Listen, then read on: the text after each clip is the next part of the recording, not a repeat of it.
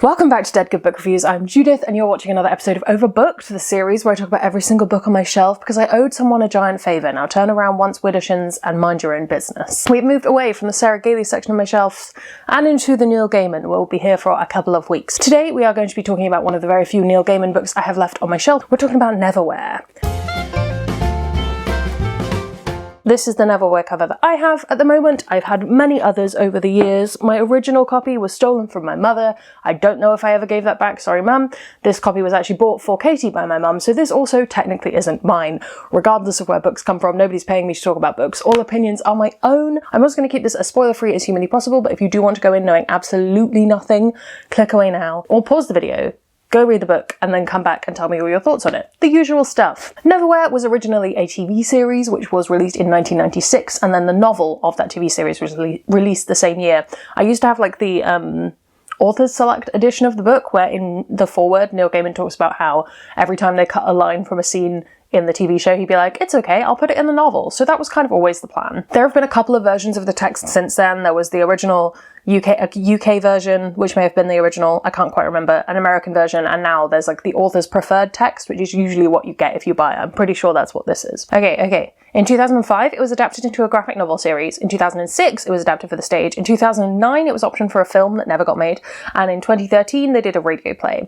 But for me, the TV series and the novel is the only Neverwhere content I have consumed. Neil Gaiman's an English author. He's written all sorts of things, a lot of which have been adapted for television. Most recently, stuff like American Gods. Even more recently than that, his work with Terry Pratchett, Good Omens. If you've never heard of Neil Gaiman before, welcome to the Bookish Internet. I assume you are new.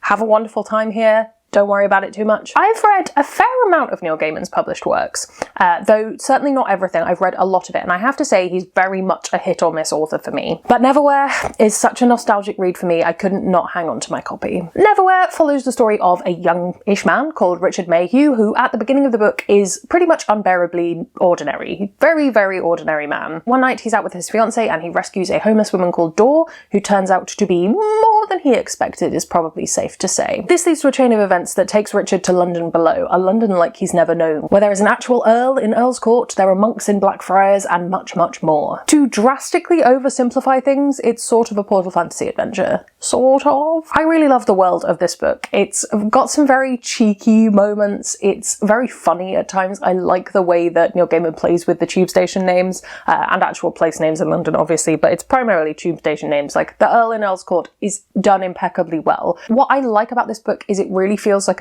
someone who's been in London and really knows London, and I've not spent a huge amount of time there. So if you are a avid Londoner and you completely disagree with me, fair enough. But I also wasn't in London in the 90s, so maybe slightly different as well. Whenever I'm in London, there's a sense that I'm just scratching the surface of it. And I think this book captures that really, really well. It also manages to capture a lot of the loneliness of big cities, which I think is really interesting. While there are a lot of these kind of ties into London as a city, I think if you had absolutely no idea that London as a place existed, you would still think this was very cool, and there's some really cool world-building elements that are just sort of city-based things. Like, there's people called rat speakers, because obviously there's so many rats in cities. There would obviously be people connected to the rats. There's a night market, and everything on sale at the night market was super exciting and just felt very vivid and interesting, and it really feels like an immersive place that you want to walk around in. Like, you're just being shown this character's section of it, but there's so much more beyond this. I think the tone of this book is really fascinating. I got very obsessed with Neverwhere when I was younger, so I know a lot of background knowledge, but one of the things I know is that when they were shopping the script around, one of the things that was said was, well, this doesn't work because on one page it's a horror, and on the next page it's a comedy, and on the next page it's not a romance, but, you know, a tragedy. And Neil Gaiman was like, well, yeah, that's the point. It's 100 different tones. And that's so true. I think broadly what comes out for me is the humour. I think it's a not very funny book. It's not like laugh out loud hilarious, but it's tongue-in-cheek a lot of moments, and self-aware in a lot of others. And I think that's really cool. It can make the book feel a little bit messy. When you know that's what it's going for being all of these different things all at once. I think personally it works. And I think part of that is because I saw the TV series before I read the book. I think it was a very long time ago. We're talking like 10 years at this point. And I think because I loved the TV series and I just wanted to read that, which is an odd way round of doing it. Normally I read a book and I want to desperately live in it, but in this case, other way around. Getting to do that in the story and getting to see these kind of admittedly very odd moments play out really worked for me. I think the other pro for me is the nostalgia factor that this book has. I got into Neil Gaiman through my mum, so there's always a nice connection there. And yeah, I can just remember watching, we've probably got it in this house somewhere, but watching the DVD of the Neverwhere series over and over again. If you can watch it, I don't know whether it would hold up. I've not watched it in a very long time. It does look like it was filmed on a potato. I will warn you that. Like, I don't know why it's terrible quality. It's not great for the 90s. Like, low budgetness of it makes it, I think. It's really like, just, it feels like a school project, but like done the best way it can be. I have a lot of nostalgia around this book, and I think one of those enjoyable things is there are lines from the series that are directly in the book, or vice versa, depending on which order you read it on. So there's stuff that I can just quote verbatim, and I can do it in the voice that the person in the screen does it. I'm reading it, I get to like fully visualize that in my head because I've seen it on television. I just make it higher resolution. Very much a personal thing, but I have a deep connection with this book, and my battery's gonna die, and we haven't got on to the cons. Let's switch over before we do the negatives. If this series were not every book that is currently on my shelf and was in fact every book that has ever been on my shelf, we would be talking about a lot more Neil Gaiman, because I ditched a lot of Neil Gaiman last year. I really didn't love American Gods, and Nancy Boys was better but not great. What else did I read? I came to the conclusion that certainly for a time, or for the way I like it being done. Don't come at me if you love the way Neil Gaiman does this, but I don't think Neil Gaiman writes women particularly well. I don't think they ever feel particularly three-dimensional. I think that his male characters are interesting and it's not like generic white man fantasy all the time, but I think that the women are somewhat lacking, and they tend to either be quite vapid heroines or they'll be seductresses, and that's kind of all you get. I'm generalising, obviously, and there are books that I haven't read, and there are books that I haven't read in a very long time that probably include wonderful women. In the case of Neverwhere, I really love Dora as a character. I think she's awesome, and I think that is because I have made... that makes it sound like I'm claiming credit for it. I think she's more awesome in my head than she is in the book, if that makes sense. I think I've fleshed her out a bit more for myself.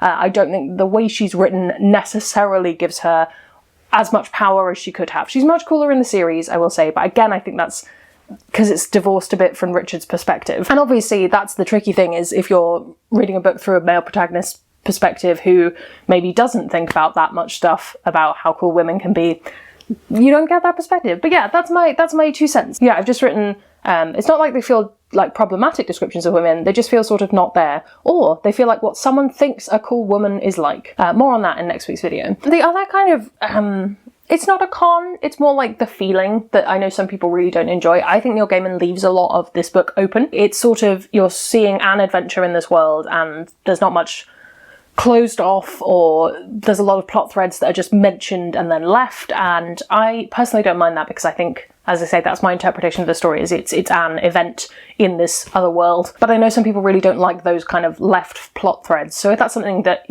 will just ruin a book for you, maybe don't worry about this one. Or if that's something that you like to know going in, good. If that's something you don't like to know going in, then I warned you that this would be not as spoiler-free as humanly possible. I'm only human. There are moments of the book that I think feel a tiny bit empty, but I actually think it's an intentional thing, and it's the tone of the book to be this kind of, it leaves space for you to fill in the gaps. Let's talk about comparisons. The only other book I can think of that has the same kind of connection to its city in the same way, and this is just because I'm sure there are hundreds, but I've not read them. The City We Became by N.K. Jemisin is absolutely fantastic. I cannot recommend it highly enough. It's wonderful. I must buy myself a copy at some point. I'm hoping I can grab the paperback. That's set in New York. We have 5 boroughs waking up, being personified by these people, or the people are the boroughs. It's not really personification. Anyway, it doesn't matter. Great book, fighting a supernatural threat. Good time. I must have written these notes when I'd recently read The Invisible Life of Addie LaRue. I think a lot of my connection was to do with the kind of, there's something magical happening superimposed on the real world. Obviously Addie LaRue is about a girl who is kind of cursed, fated to be forgotten by everyone who meets her until she meets one person who always remembers her. And I guess also in that I met one person and my life changed in a significant way kind of thing. But yeah, that's also an option. And another one, I've put Shadows of the Short Days on here, but I haven't read it in a very long time. But I think it's just another city connection. This is set in Reykjavik, so if you were looking for something set in a city fairly different from other cities that we encounter, as in I don't think I've read many books set in Reykjavik. Maybe if I read more thrillers, I would have done. But yeah, haven't read this in a long time and want to pick it up again. So if you do want to read that, let me know and we can buddy read it, because I read it when it first came out and I haven't read it since. My personal opinion on Neverwhere is that if you love Neil Gaiman's writing to death, you will enjoy this. If you are a person who's on the fence about Neil Gaiman like I am, and you're a hit or miss person, I think this is one of the better ones in terms of like the world building and interesting stuff happening and a cool connection. And also you can go watch the TV series, which is always fun. I think if you are a person who has traditionally not got on with Neil Gaiman's writing, this probably isn't necessarily going to change your mind. I don't know, it depends what you don't like. But hopefully I've recounted some of the reasons you might like or dislike this book in this video. So comment below, what Neil Gaiman books are your favourites? I must reread The Graveyard Book, because I remember that being something I really enjoyed, and I'll be interested to see how I feel about it as an adult. Or let me know what books you haven't enjoyed. Have you watched the Neverwhere series? Was it in fact filmed on a potato? Do you have answers to any of these questions? Let me know.